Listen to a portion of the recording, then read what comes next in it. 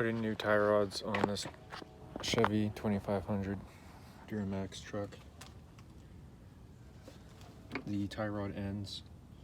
These ones are same as the bearing that I got, just economy brand it's called, certified ones, and pretty much exactly looking like the stock ones here, same length. So keep this nut right here in place, or mark it with some paint or tape, and then got this nut off the bottom here and the pin taken out before taking the nut off.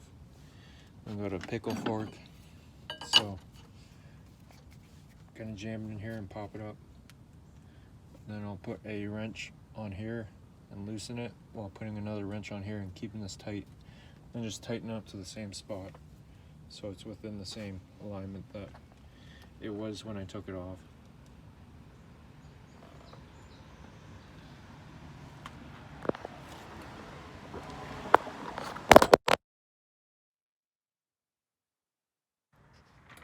I'll leave it like that. There's not much space to put the camera here.